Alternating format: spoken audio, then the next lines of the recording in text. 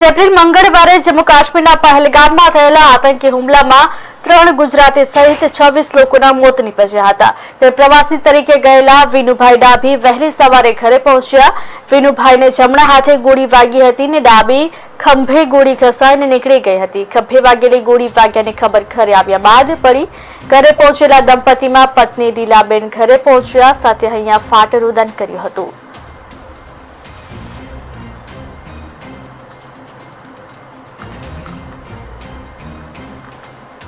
आतंकवादी अमने गोली वागी पण एम कहवानुं शुं छे कि अमे त्या गया अंदर ऊपर गया पछी अमे 10 થી 15 मिनिट बैठा 5-10 मिनिट अने गोली चालू थई गई।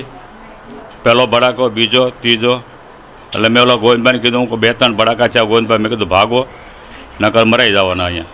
तो पछी निकळ्या त्याथी पछी दौड़ाम दौड़ी अमारा घरना मैं गोत्या जोया पछी कांई देखाणा नहीं। पछी अमे तो क्यांथी क्या निकळे अमने खबर नहीं रही।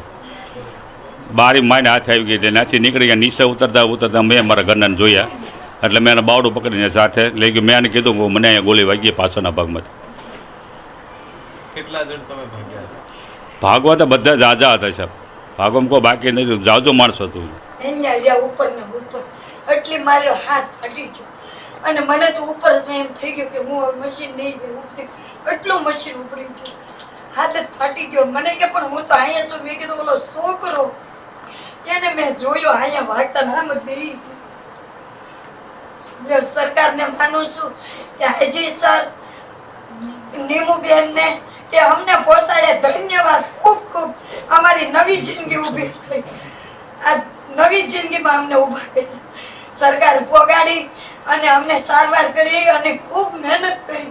એટલી મને ખૂબ બધાને વિનંતી કરીને કહું છું કે અમારા વતન અમને મોકલે।